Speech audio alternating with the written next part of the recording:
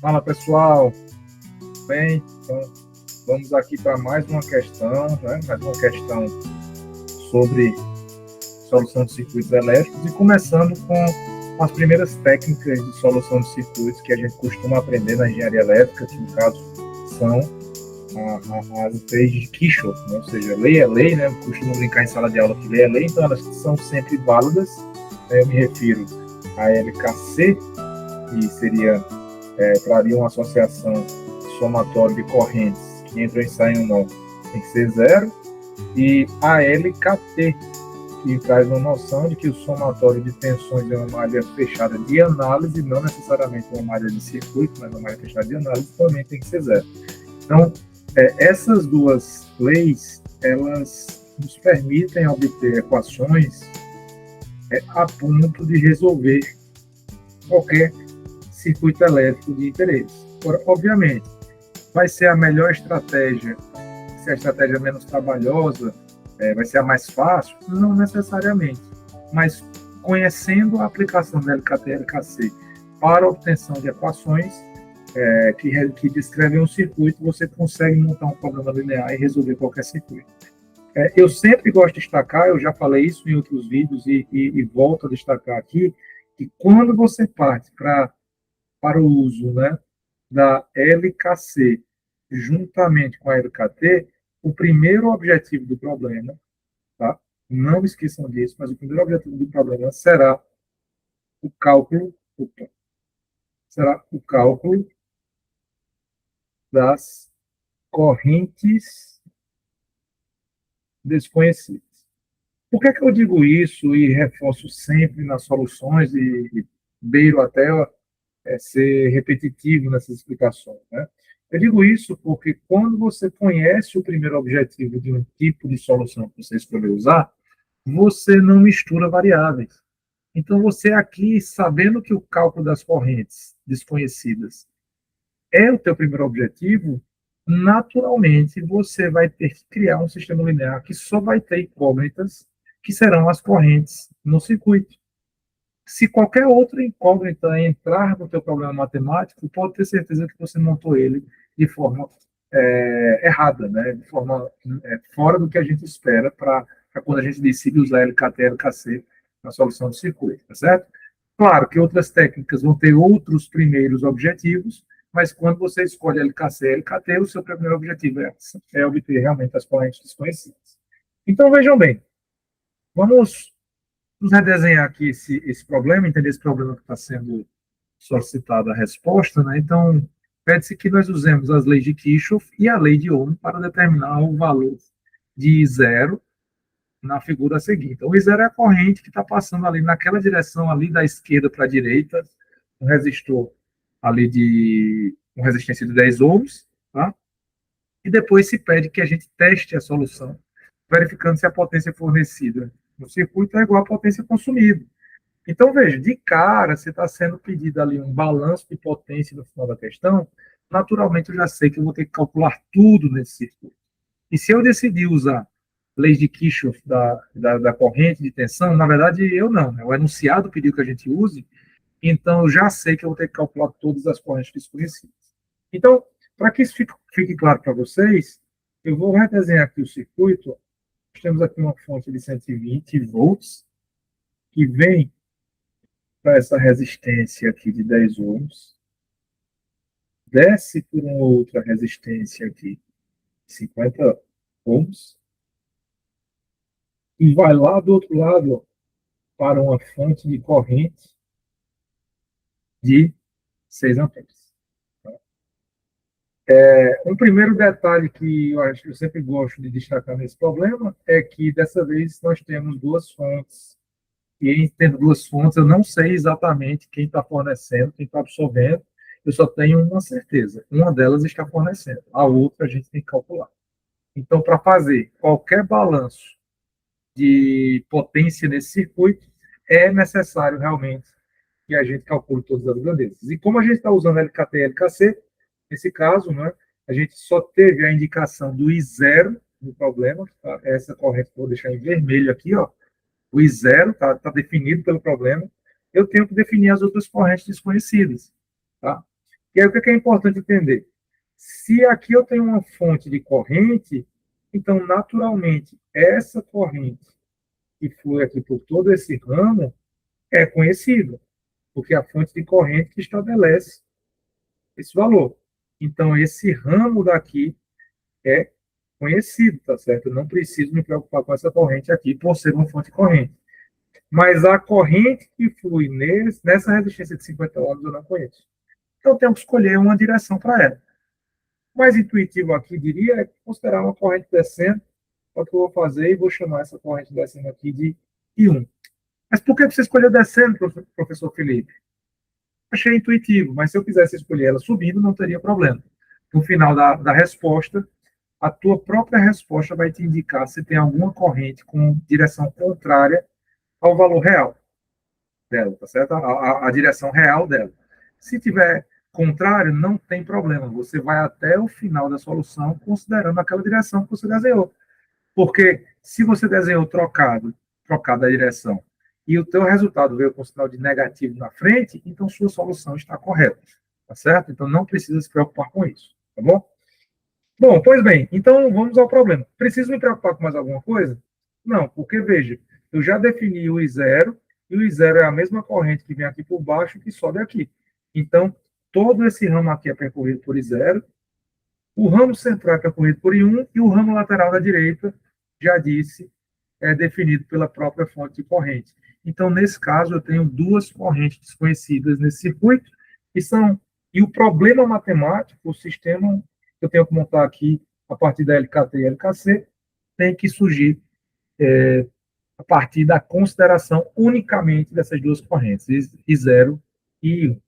Professor, mas no problema não pediu I1.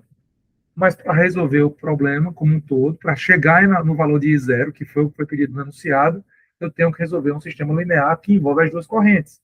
E lembremos, no final eu tenho que fazer um balanço de potência que eu vou ter que considerar todo mundo. Então eu tenho que primeiro calcular o meu primeiro objetivo, achar todas as correntes desconhecidas, e depois eu indico o que é que o problema está me pedindo. Tá certo? É assim que a gente procede na análise de circuitos. Então vamos em frente. Como é que eu vou começar aqui? Eu vou começar aplicando uma LKC aqui em cima.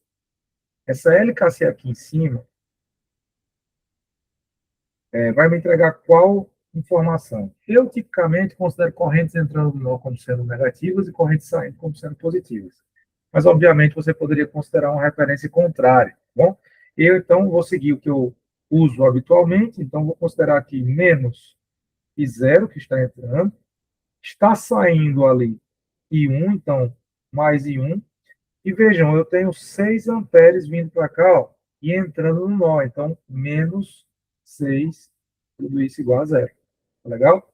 Então, consegui já montar aqui uma primeira equação a partir de uma LKC, e vou ter aqui menos I0 mais I1 é igual a 6, certo? Então, esta aqui vai ser a nossa primeira equação. Legal? Então, só dar um destaque nela aqui para a gente lembrar. Beleza.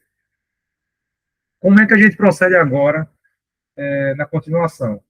Eu vou analisar novamente um LKC. Percebam o seguinte: se eu fizer uma nova LKC aqui, eu vou ter I1 entrando, I0 saindo e 6 amperes saindo. Eu vou chegar numa relação exatamente igual à da equação 1. Então, eu noto que estagnou aqui a análise via LKC. LKC não vai me entregar mais nenhuma informação matemática adicional aqui para esse problema. Então, agora eu lanço mão de uma LKT, certo? Então, vamos escolher aqui uma malha de análise para LKT. Vejam bem, vamos usar LKT com sabedoria. Se eu escolher essa malha de fora, tá certo? O que vai acontecer é que eu vou passar por essa fonte de corrente e eu vou ter que definir aqui qual é a tensão que está sobre ela. É claro que eu sei que essa fonte de corrente está em paralelo com o resistor ali de 50 ohms, mas para muitas pessoas que estão começando a resolver circuitos elétricos, isso não é tão intuitivo, não é tão evidente, não é tão nítido, né? Então, eu sempre digo que, para quem está começando, escolha aplicar LKT por meio de elementos que sejam fontes de tensão ou tensões entre dois pontos que você quer calcular, né? Obviamente que você vai ter alguma informação ali depois para calcular, mas isso só depois do primeiro objetivo, né? Mas quando você estiver calculando o primeiro objetivo, é tentar passar por fontes de tensão e resistores. Porque nos resistores, quando a gente aplicar a lei de Ohm, lembremos, né? A lei de Ohm diz o quê? Diz que uma tensão em um elemento resistivo vai ser proporcional ao R vezes I. Então, eu consigo combinar aqui a LKT com a lei de Ohm para achar uma relação somatória de tensão em função de correntes do circuito, e isso vai acabar respeitando aqui a história lá do meu primeiro objetivo. Então, eu vou escolher esta malha daqui, ó. É muito mais vantajoso para mim considerar essa malha, porque vai facilitar o entendimento do caso. Então, se eu começar aqui nesse ponto aqui de baixo, eu teria menos 120, mais, se resistência é um elemento passivo, e zero está da esquerda para a direita, então eu tenho mais, menos aqui. Da mesma forma, no I1 eu tenho, se o resistor é um elemento passivo, corrente entra no mais, sai pelo menos. Então eu tenho mais em cima, menos embaixo. Então eu tenho 120 da fonte, mais 10 vezes zero, e mais 50 vezes I1. Tudo isso igual a zero. Tá? Então, nesse caso, eu fico com 10 e 0 mais 51 igual a 120. Tá? E aí nós podemos, naturalmente, aqui simplificar. Se eu quiser explicar esse problema, eu não tenho problema algum. Mas eu vou fazer o seguinte: vou deixar do jeito que está, tá? E vou dizer que essa aqui é a minha segunda equação. Eu vou simplificar. No final das contas, eu vou ter que ajustar as equações de toda forma. Então, não tem problema aqui, certo? Então, vamos lá. Qual é o sistema linear? Foi montado. Achei duas equações, tenho duas incógnitas, porque, lembrem-se, nosso primeiro objetivo é obter as correntes desconhecidas. Se eu tenho duas correntes desconhecidas, que é I0 e I1, eu só preciso de duas equações. Já cheguei em duas equações, então o problema matemático está montado. Nosso sistema linear é esse aqui. I0 e I1 mais I1 igual a 6. Nós temos aqui 10 e 0 mais 51 igual a 120. Eu posso aqui multiplicar esse de cima por 10, por exemplo. Né? Mas depois eu tenho que calcular todo mundo, então depois eu acho o zero. Vou ficar aqui com menos 10 e 0, mais 10 e 1, igual a 60. Né? Igual a 60. Embaixo nós temos 10 e 0, mais 51, igual a 120. Ora, posso cancelar aqui 10 e 0, vou ficar aqui com 61 igual a 180, né? Corto 0 com 0. No final das contas, vou achar que 1 é igual a 3 amperes. Tá? Mas eu não quero I1 a princípio. Né? Eu vou até usar I1 depois, mas eu quero calcular I0. Então, eu posso pegar uma das equações. Ó. Logo, da equação 1, por exemplo, eu tenho que a equação 1 é o quê? É menos I0 mais I1 igual a 6.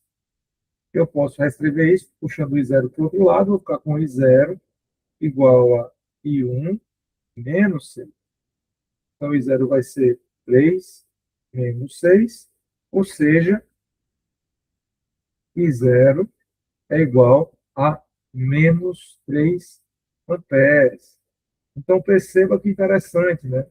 O problema nos indicou uma direção para I0 que é contrária, a direção é contrária à direção real da corrente que flui para aquele ramo ali, para aquele resistor de 10 ohms, certo? Então, não tem problema. Vou seguir aqui agora o final de toda a solução, considerando esses valores aqui de I igual a 3 e de 0 igual a menos 3. Agora, o problema pediu o quê? Faça o balanço de potência. Se as potências fornecidas anularem as potências absorvidas, então o balanço de potência vai dar zero, e aí significa que a tua resposta está correta. Tá? Então, vamos para a análise.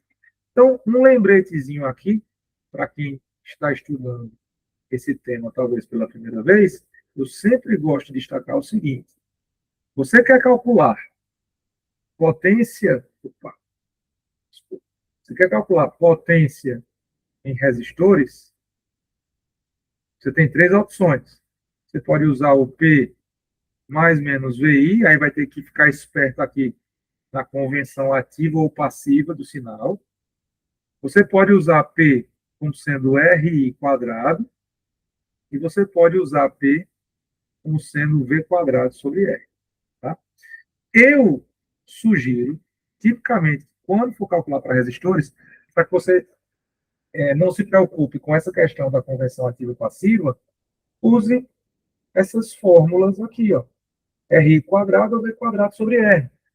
Vai facilitar muito sua vida. Agora, você vai calcular potência em fontes, você não pode usar essas expressões. E aí não adianta ficar querendo criar condição, dizer, essa fonte de tensão tem resistência quase nula, então vou considerar aqui um resistor bem pequenininho. Não existe isso, não existe. Não, você não vai usar essas fórmulas R quadrado e V quadrado sobre R para fontes. Para fontes, você só tem uma saída. Você tem que calcular como sendo VI, e aí não tem jeito, você vai ter que saber aplicar a questão da análise aqui de convenção ativa ou passiva para definir se vai usar um mais ou menos aqui essa expressão, né? Você vai ter que achar se é convenção ativa ou se é convenção passiva, tá? E aí, só lembrando como é que funciona isso, teve uma fonte aqui de tensão e a corrente entrou no menos, é convenção ativa. Teve fonte de tensão e a corrente entrou no mais, é convenção passiva. Tá certo? Então, ficou esperto com isso, vai dar tudo certo aqui no cálculo do balanço de potência. Então, portanto, como é que vai ficar esse balanço de potência? Vamos lá. Vou começar ali com a resistência de 10 ohms, porque a potência nessa resistência ali de 10 ohms vai ser quem? Vai ser R10 ohms I quadrado, no caso é o I0 ao quadrado, né? Então, coloco aqui 10 vezes o I0 ao quadrado vai ser menos 3 ao quadrado, vai dar 9, né, vezes 10. Então, isso aqui vai dar 90 watts, certo? E como deu mais 90 watts, né, é uma potência consumida. Tá legal? Conforme esperado, dado que resistores são elementos passivos, então eles apenas absorvem. Bom, pensando aqui nos 50 ohms, vai ser a mesma coisa. Eu posso pensar aqui na resistência de 50 ohms, vezes a corrente que passa por ele, que é o I1 ao quadrado, por exemplo. Então, 50 vezes mais 3 ao quadrado. Isso aqui vai nos resultar em 50 vezes 9, que vai dar aqui mais 450 watts. Novamente, por ter sido uma potência positiva, significa uma potência consumida. Bom, vamos para as fontes. Aí, para as fontes não tem muita alternativa. A única coisa que vocês precisam ficar espertos, eu vou voltar aqui, ó, é o seguinte: como é que eu vou calcular a potência dessa fonte de corrente? Isso aqui, para muitos que estão começando agora, pode ser meio difícil de perceber, mas é só você lembrar dos conceitos de paralelismo. Se esse resistor de 50 ohms está conectado em paralelo com a fonte, então a tensão que se estabelece nesse resistor é exatamente a mesma tensão que se estabelece na fonte, porque essa é a condição básica de paralelismo entre elementos. E esta tensão nessa fonte de corrente, portanto, vai ser igual a quem? É a mesma tensão que está aqui em cima do resistor de 50 ohms, que segundo a lei de Ohm vai ser 50 vezes I1. Tá legal? Então, se você quiser calcular aqui a potência da fonte de corrente, você vai ter que lembrar da tensão da corrente, ou seja, a tensão é 50I, a corrente 6 amperes, e eu tenho que analisar a convenção passiva. Ora, passiva ou ativa, na verdade, né? Aí, ora, o que é que você tem que lembrar? Eu dei lá o exemplo das fontes de tensão. Mas se for fonte de corrente, como é que funcionaria? Então, digamos que nós temos aqui fontes de corrente aqui, ó, apontando na mesma direção. Essa fonte de corrente, a corrente vem por baixo, ó, sai por cima. Vem por baixo, sai por cima. Então, significa dizer que se você tem convenção ativa, que é essa de cima, a corrente tem que estar com a tensão que tem menos aqui na entrada e mais aqui na saída. Já na convenção passiva, a corrente estaria entrando no mais e saindo no menos. Tá? Então, se você observar aqui, ó, essa corrente está subindo, ela está entrando no menos e saindo no mais. Então, nós temos uma convenção ativa, tá certo? Então, se nós temos uma convenção ativa vai ter um sinalzinho de menos na frente. Convenção passiva vai ter um sinalzinho de mais. Tá? Então, aqui vai ficar menos a tensão em cima da fonte de corrente, que é a mesma da tensão no resistor de 50 ohms, vezes o valor de corrente da fonte. Aqui vai ser quem? Menos. Tensão no resistor de 50 ohms, a gente já viu que vai ser 50 vezes I1 vezes a corrente da fonte, que é 6. Ora, isso aqui ficou como sendo menos 50 vezes I1, que é mais 3, vezes 6. Resultado. Essa fonte de corrente, ela está fornecendo, na verdade, está resultando em uma potência aqui, segundo as convenções, de menos 900 watts. E esse sinal negativo que aparece significa dizer que ela está com a potência sendo fornecida. Então, olha que interessante. Esta fonte de corrente que está do lado direito aqui do problema, intuitivamente, quando a gente olha para o circuito, tende a achar que ela estaria absorvendo. Pelo menos a grande maioria dos alunos reporta isso. Né? Mas, na verdade, ela está fornecendo. Né? E a gente precisa agora ver a outra fonte, que naturalmente a gente já começa a desconfiar que ela vai estar absorvendo, que tende a ser o contrário do que a gente pensa em virtude da direção da corrente de zero que foi estabelecida no enunciado.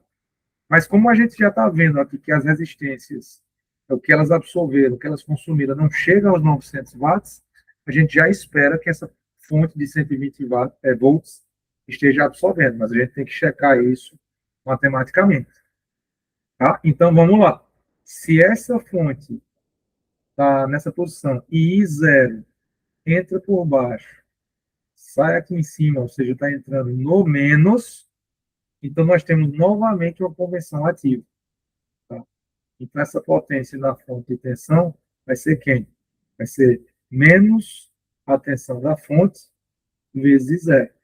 Ou seja, vai ser menos 120 vezes zero, que deu menos 3.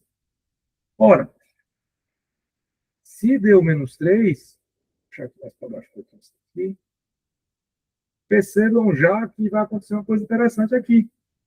Isso aqui vai resultar em mais 360, ou seja, mesmo tendo usado a convenção ativa, a direção contrária da corrente zero se corrigiu aqui. Isso significa que a fonte está consumindo, ou seja, uma potência consumida nessa fonte de 120 volts.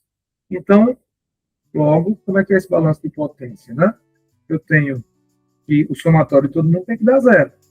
Então, eu tenho que as potências consumidas deram quanto?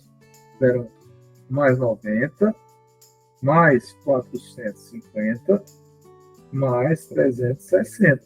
Isso aqui vai dar mais 900 watts. Já a potência fornecida só deu basicamente menos 900 watts. Então, se você fizer essa continha aqui, o balanço de potência dá 0 watts, porque significa que não houve sobra de potência, ou seja, sem sobra de potência, e, portanto, a solução está correta, tá bom? Então, essa é uma questão que eu gosto muito, porque a gente consegue explorar a conversão ativa e passiva no cálculo de potência, a gente explora aqui LKT e LKC, a gente explora aqui primeiro o objetivo, quando a gente usa a combinação de LKT e LKC, solução aqui do sistema linear, então, assim, balanço de potência, então, problema bem completo para quem está começando a estudar circuitos elétricos aí, tá bom? Então, espero que tenham gostado e vamos para a próxima. Um abraço, Deus abençoe, até mais.